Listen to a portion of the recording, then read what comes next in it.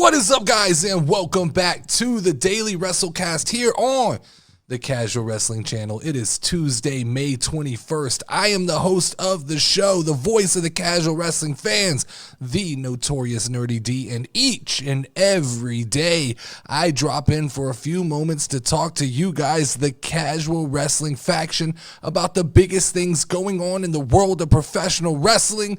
If you enjoy the casual wrestling content, please take a second to join the casual wrestling faction. The link is in the description of the video. It is 100% free to join, and that is where we do exclusive giveaways. We drop the weekly polls, and we do all the bonus episodes for the channel there. A little bit of housekeeping before we jump in today. Bear with me.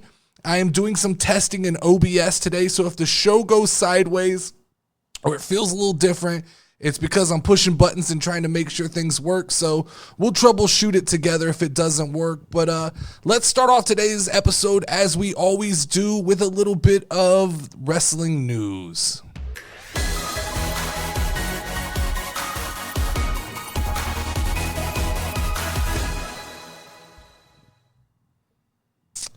So we got an update on Mark Henry's contract status with All Elite Wrestling. Apparently he is days away from being released from the company.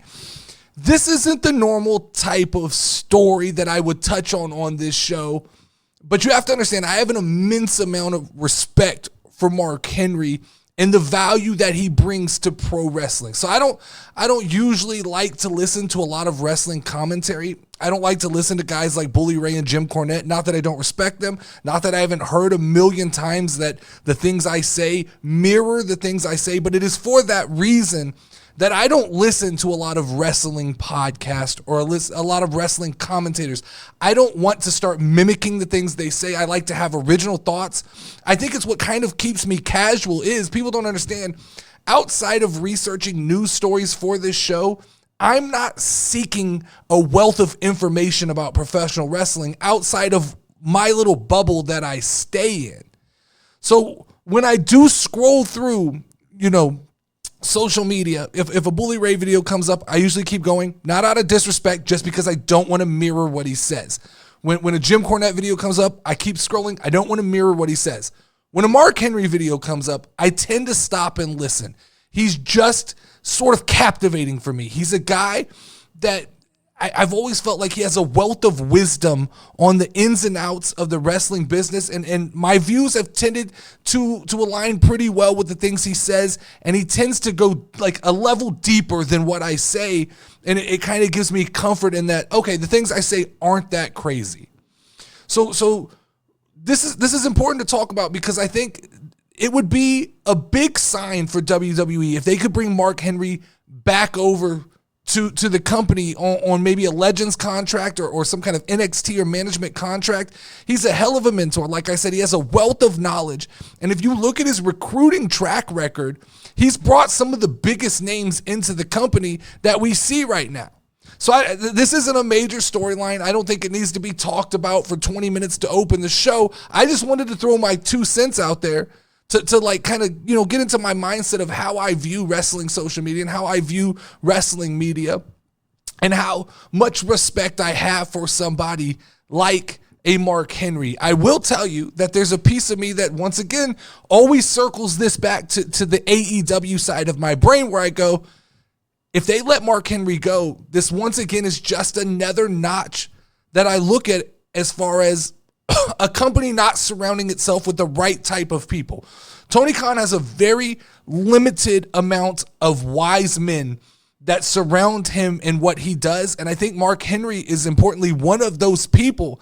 And if Tony Khan lets him walk, if Tony Khan lets a guy like this go back to WWE, I think it starts to kind of give us a clearer picture of Tony Khan's mentality of bunkering down and doing it all by himself. And I don't need help. I don't need other people's opinions. I'll just do this on my own. I think, as much as I want Mark Henry back in WWE, it is important for AEW to have some of these guys so that company doesn't completely implode on itself. Second story I want to talk about is there's an article about more WWE content coming to Netflix and plans for the next Saudi Arabia deal. The gist of this article is basically saying that as long as the Saudis keep writing checks, WWE will keep showing up to do more events. This is what I said a couple weeks ago about WrestleMania in Saudi Arabia. As long as the check is big enough, there's no chance that WWE doesn't try to take a shot on doing a WrestleMania in Saudi Arabia in the near future. That's just facts. That's just the truth. That's how money works. That's how business works. That's what the IWC doesn't understand, is that wrestling at the end of the day is a business. It is not here for your entertainment. Now, if they can entertain you along the way, great. That's what they're looking to do. But first and foremost, it is a business, and they're trying to make money. And the Saudi Arabia coalition, or whatever it's called, they represent big paychecks for one-off events, and so WWE will keep taking those shots. The more interesting part of this article, though, is the part of this article about Netflix. And Netflix offering documentaries and possibly an F1 style behind the scenes reality show. This feels to me a little bit like the death of the WWE network. It's hard for WWE to sell me on, here's the one-stop shop to watch everything WWE, and then all of a sudden now I got to go to Netflix to find these other documentaries. And I understand, it's not lost on me, this is what streaming is these days. We've gone in a full circle where we went from cable companies to streaming to now basically you have to package all your streaming together to create your own cable company. That's not lost on me. But I feel like the days are over where WWE Network was this place where everything was on Peacock. It's where you went to see something that wasn't on live TV. And now we've got content scattered across different channels, different streaming services and things like that. And I get it, WWE is going to put content wherever the money is, wherever the demand is. It just feels like, to me, I have a hard time. Don't sell me on the WWE network. Peacock is just a place where I watch premium live events now. But it's more funny to me that WWE is interested in this F1 style reality show, because in my mind, the way I view these other sports that have created these behind the scenes shows is that they're trying to mimic WWE. They're trying to give F1 and NASCAR a kind of wrestling feel by creating storylines within their sport. So to see WWE kind of look back at it and double down and go, well, we could do what they're doing because they're doing what we're doing. It's just kind of funny. The problem for me is when WWE does these reality shows like Total Divas, like Total Bellas, it tends to create this weird kind of anomaly where they either have to pull the curtain back and they have to expose what's going on behind the scenes, or everybody involved in the reality show has to play make-believe and they have to keep an element of kayfabe alive as they're doing these shows. The problem with Total Divas was that it was a great behind-the-scenes look, but they had to stay in character. And there's nothing wrong with that. I just think that wrestling is about, beliefs being suspended. And then you pull the curtain back and here's the behind the scenes, and here's people who are genuinely upset when their match gets cut, but they still have to keep that level of fake intensity of, I have a fight with this person later tonight and I want to win, and they can't get into the behind the scenes of how this is not real, how this is scripted, how this part. It's a weird push and pull with WWE, and it's interesting to see how they'll navigate that on Netflix if there is this kind of behind-the-scenes reality show that gives us a peek behind the curtain. I'm interested to see what the push and pull is with that. Next story here is Topanga from Boy Meets World wants to be put through a table. She went on a podcast, or she had somebody on her podcast. Don't remember who it was. Don't kill me. But she basically said she's a fan of wrestling, and one of her big dreams is to be a villain and to be put through a table. This feels right here. This feels like the Tony Khan special. I'm surprised Tony Khan didn't immediately pick up his phone and try to get a hold of Danielle Fishel. Call up your girl, Tony, because this is actually one of those cheap rating things that you sit around and wait for that is absolutely tailor-made for AEW. Topanga is like every guy my age's childhood crush. This will do numbers, Tony Khan. Anytime a pretty girl likes wrestling, the IWC absolutely loses their shit. And her dream is to be put through a table? I got one better for you, Topanga. Tony Khan won't just let you go through a table. He'll let you jump off a ladder, into a moving bus, through a pane of glass, only to be finished off by having your head sliced with a pizza cutter. That's AEW. You could get the entire experience. But my question is, how long until we get a celebrity wrestling show? Because we've got celebrities in boxing, right? We've got celebrities in basketball. We have influencer basketball. How long until somebody picks up on the idea that wrestling's cool again and they go, well, we could get washed up reality stars to get in the ring and kill themselves? Like, how long until Freddie Prinze Jr., who's already kind of laying the groundwork out for a wrestling company, goes, let's 360 this thing. Let's go get the cast of the Jersey Shore to take on like the offbeats from the Kardashian family, and we can have a Royal Rumble and get everybody together. I don't think we're that far off. Wrestling, as long as Triple H continues to make wrestling feel more mainstream, I don't think we're far off from the time when celebrities want to get involved and they start making a fool of themselves to get in the ring and do stupid shit. Last story I want to talk about here is Danhausen posts a cryptic message about his future amid his WWE or AEW absence. I'm sorry. Another casualty here, guys. This is another casualty of being friends with CM Punk. And therefore, that makes you the enemy of AEW and the enemy of the elite. Another casual commercial opportunity lost for AEW because they don't understand that other elements exist in wrestling. Does Danhausen flip a lot? No. Well, then what do we do with him? I don't know what to do. What do we do? This is AEW. If you don't flip a lot, I can't put you on television. If AEW can't look over at WWE and they can't see guys like R-Truth who have proven that there is plenty of room for success in professional wrestling with comedic characters, then I don't know what AEW is thinking or what they're watching. The Young Bucks try to do it week after week. They think they're funny. They try to be funny. They look into the camera. They break the fourth wall. But it's not let's just keep Danhausen on the shelf. Let's keep Ricky Starks on the shelf. Let's not let these guys who have the ability to appeal to casual wrestling fans, let's not put them on TV. We don't need them hogging up the spotlight. I'd rather put 3 50-year-olds, the Young Bucks who are ratings killers, and Jungle Boy Jack Perry. That's who we keep on TV. If I'm WWE right now, I imagine that Danhausen is not going to cost an arm and a leg to sign. If AEW lets him slip, I bring him in and I just let him do weird shit. Just let him be another R-Truth. Put him on SmackDown. It gives you comedy, gives you comic relief on both shows. Have him sneak around the back. If I was booking right now Danhausen, if I brought him into WWE right now, what I would do is while concurrently you are running all of these QR codes that are just absolutely wearing casual fans out, I would have Danhausen popping up every so often, holding a QR code, promoting himself, trying to get some burn off of what's going on. Like a gimmick of the gimmick. That's what I would do with someone like Danhausen. I'd have it like when you scan it, it takes you to the Danhausen WWE merch page, and it says like there's a message that says, there's no riddles here, I'm just trying to sell some t-shirts.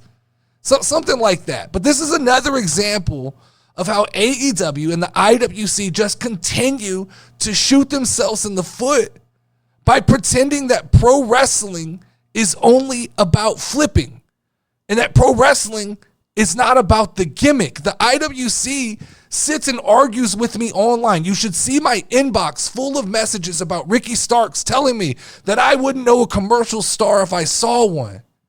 I can tell you who's not a commercial star. I can tell you that Okada's not a commercial star.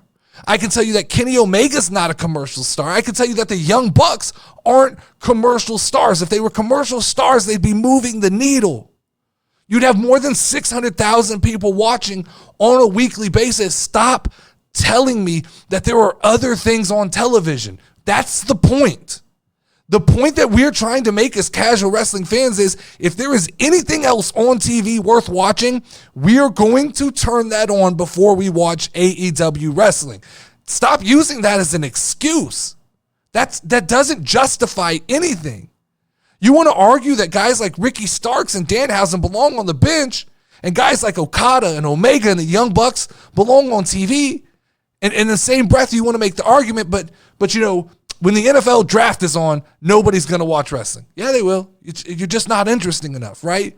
When the NFL schedule release comes out, nobody's going to watch wrestling. No, they will. You're just not interesting enough, right? NHL hockey. I'm sorry, AEW. I don't think you have as much crossover with real sports as you think you do. Your fan base is not the real sports fan base. Your fan base plays Dungeons and Dragons. Your fan base isn't watching the NBA, isn't watching the NFL, isn't watching NHL. I'm sorry. You got to understand, Danhausen has more commercial potential than literally all of the AEW roster combined. You just have to have someone smart enough to manifest it into actual cohesive, creative storylines like R-Truth. Let's get to the topic of the show today.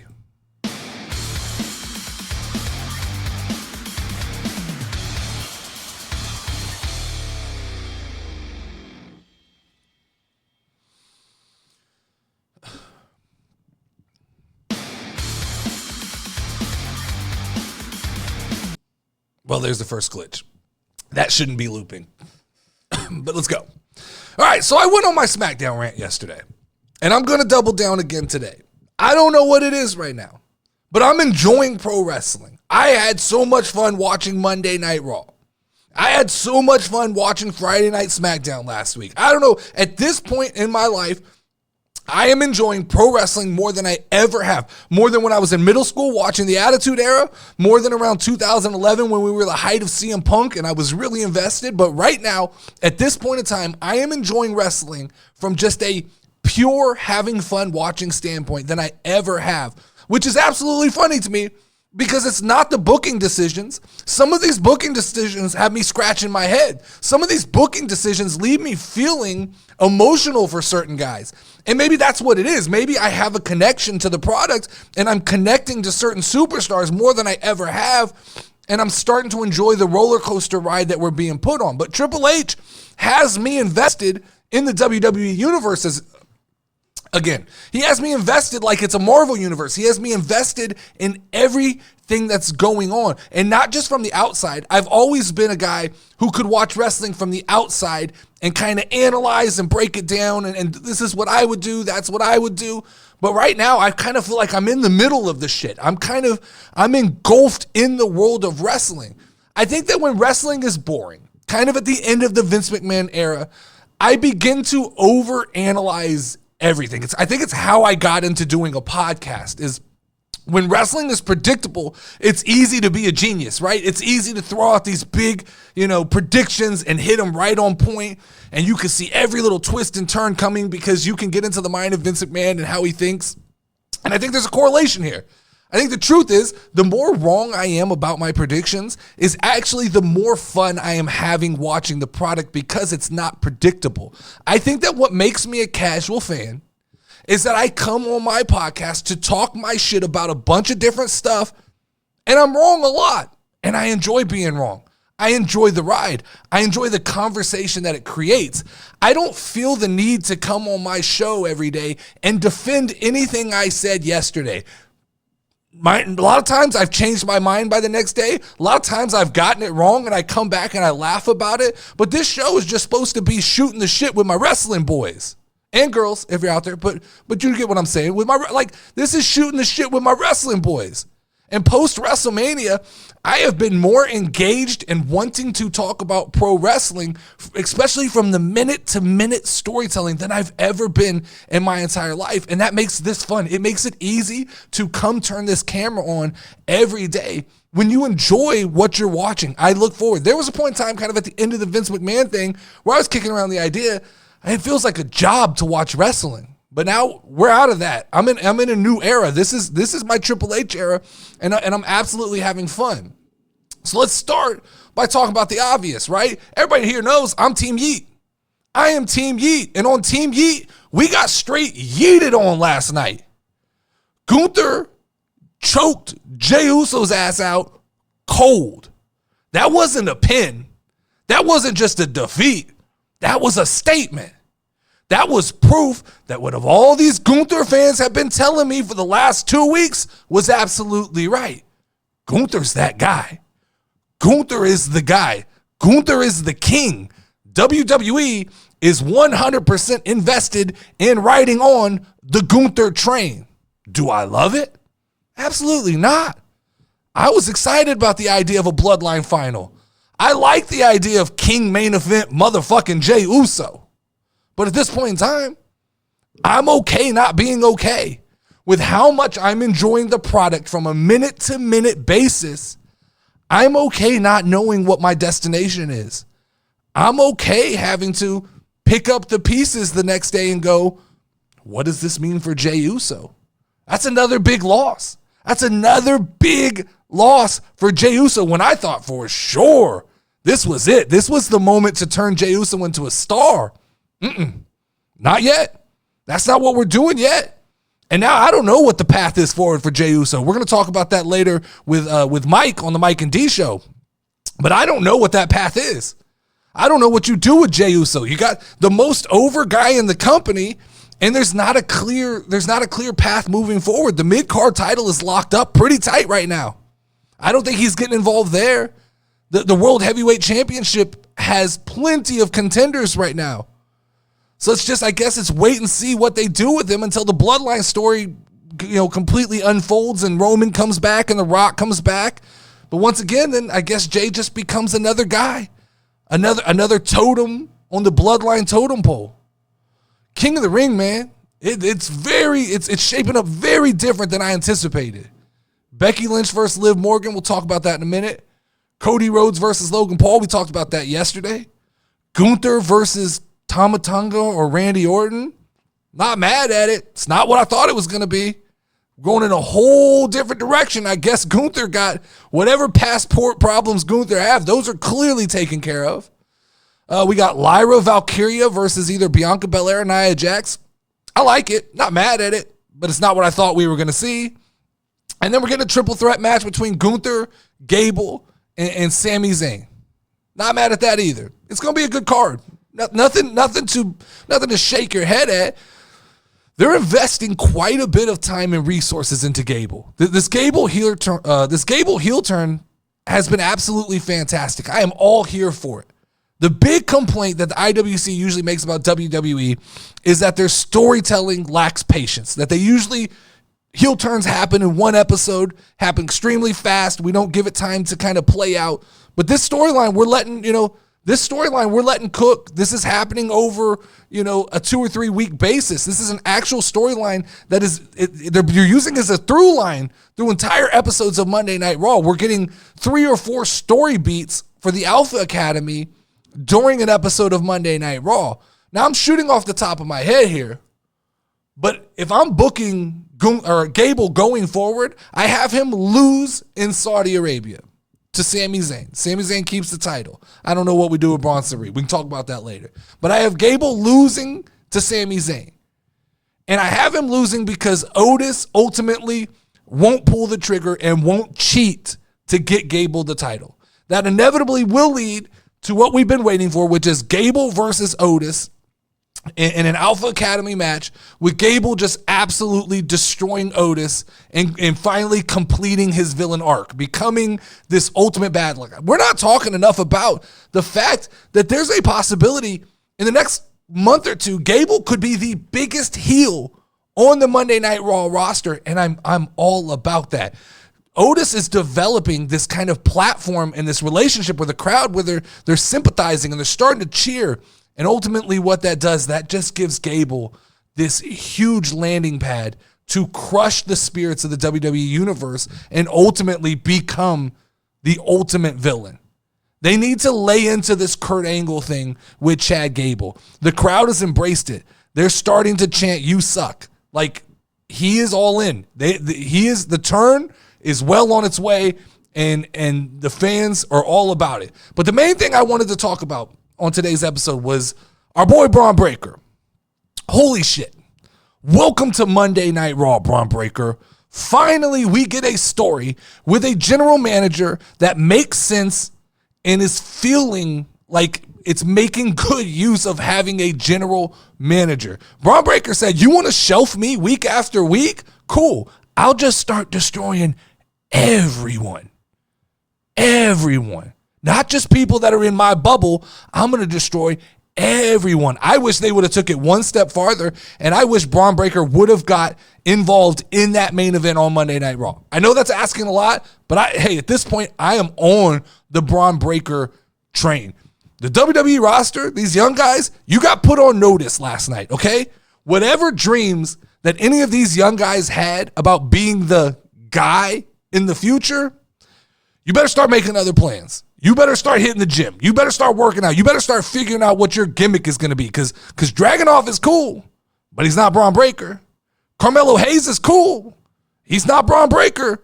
Austin Theory, Dirty Dom, all young, all cool, but they're not Bron Breakker. This dude separated himself last night, guys. Bron Breakker is that guy. I could see it. As a casual fan, I could smell it. I could taste it. Bron Breakker appeals to every sense. Touch, smell, feel, everything. You can just, the superstardom just oozes off of Bron Breakker. And I know I'm overreacting right now. It's overreaction. That's fine. You can tell me, go in the comment section. Tell me you're overreacting, D. I'm not. If I'm booking right now, I have penciled in for WrestleMania 41, Gunther versus Bron Breakker World Heavyweight Championship. Pull the trigger.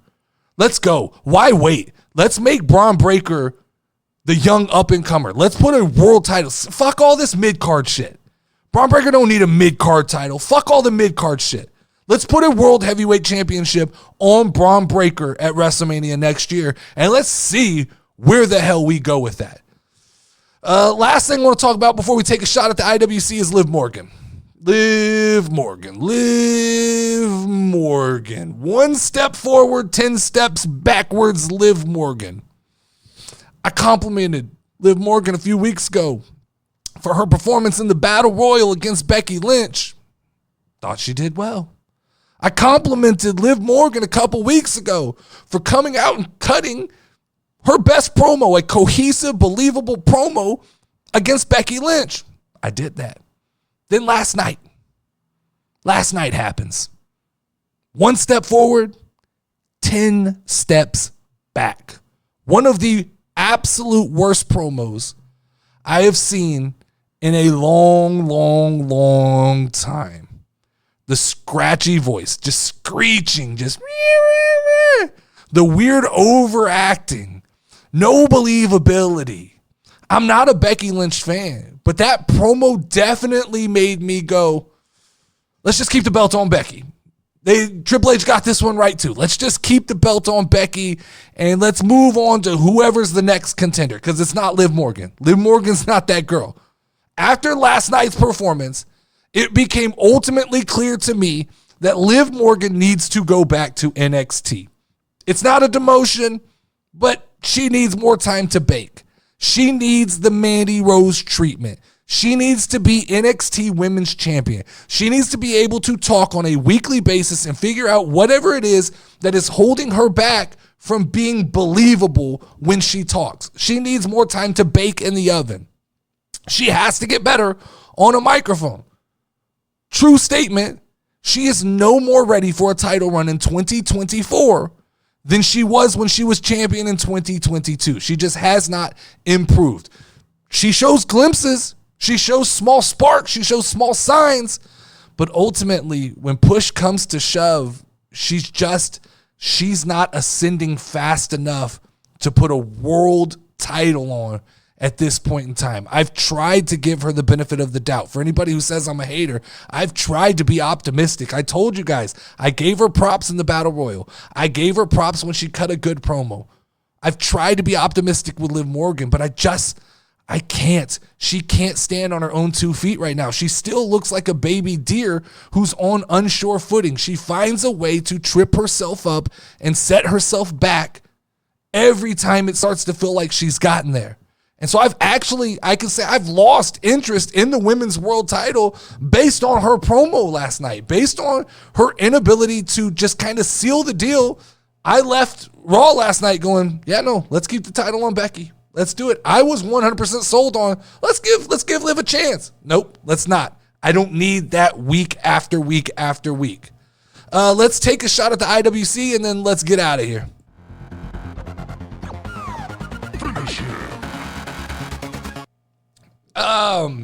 This shot is directed more towards the WWE IWC today.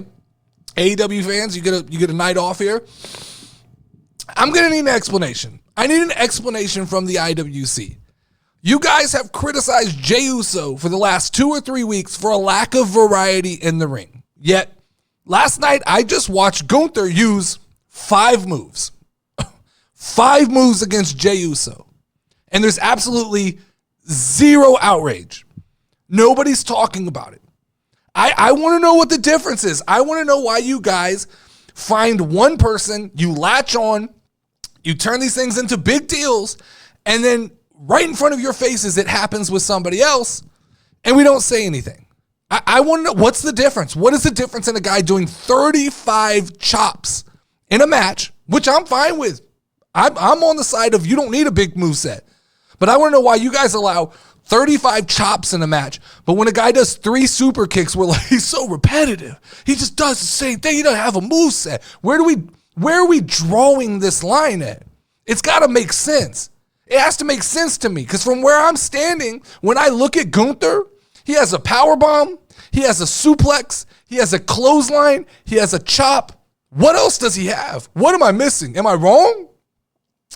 Let me know your thoughts on today's episode in the comments, and while you're there, make sure to join the Casual Wrestling faction. Link is in the description of this video. Thank you guys, as always, for taking time out of your day to hang out with me.